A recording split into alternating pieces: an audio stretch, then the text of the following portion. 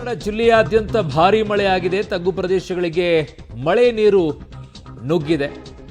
ಮಂಗಳೂರು ನಗರದ ಹಲವು ರಸ್ತೆಗಳು ಜಲಾವೃತವಾಗಿರುವಂತಹ ದೃಶ್ಯವನ್ನು ನಿಮಗೆ ತೋರಿಸ್ತೀವಿ ಈಗ.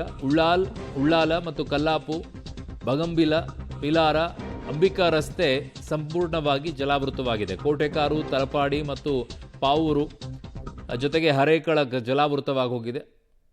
ಇಲ್ಲಿ ನೋಡಿ ಈ ದೃಶ್ಯಗಳು ಹೇಗಿದೆ ಅಂತ ಹೇಳಿ. ಬೆಂಗಳೂರಿನಲ್ಲಿ ನಾವು ನೋಡ್ತಾ ಇದ್ವಿಲ್ಲ, ಸಾಯಿ ಲೇಔಟ್ನಲ್ಲಿರುವಂಥ ಜನರನ್ನ ಶಿಫ್ಟ್ ಮಾಡೋದು, ಬೋಟಲ್ಲಿ ಕರ್ಕೊಂಡು ಬರೋದು ನೆನಪಿದೆಯಾ?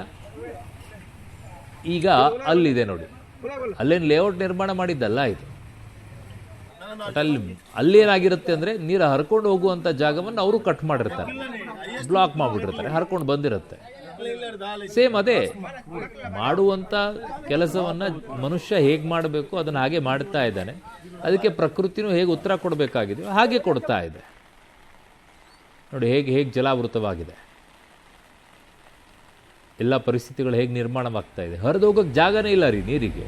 ಎಲ್ಲ ಹರಿದು ಹೋಗ್ಬೇಕದು, ಎಲ್ಲ ಬ್ಲಾಕ್ ಮಾಡಿ ಇಟ್ಬಿಟ್ಟಿದ್ದಾನೆ. ನಿಲ್ಲುತ್ತೆ ನೀರು. ಇಳಿಜಾರಿರುವಂಥ ಪ್ರದೇಶವನ್ನು ಸಮತಟ್ಟಾಗಿ ಮಾಡಿ ಇಟ್ಕೊಂಡ್ಬಿಟ್ಟಿದ್ದಾನೆ. ಯಾಕಂದರೆ ತಾನು ಮನೆ ಕಟ್ಕೊಳ್ಳೋಕ್ಕೆ ತಾನು ಇರಬೇಕಾದಂಥ ಜಾಗಗಳನ್ನು, ಮುಂಚೆ ಎಲ್ಲ ಇಳಿಜಾರಿರುವಂಥ ಜಾಗಗಳು ಹರ್ಕೊಂಡು ಹೋಗ್ತಾ ಇತ್ತದು ಎಲ್ಲೋ ಒಂದು ಕಡೆಗೆ.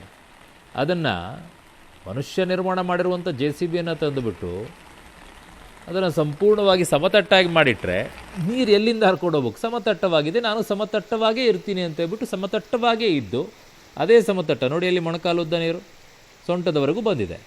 ಬೋಟಲ್ಲಿ ಹಾಕ್ಕೊಂಡು ಕರ್ಕೊಂಡು ಬರಬೇಕು ಇವಾಗ.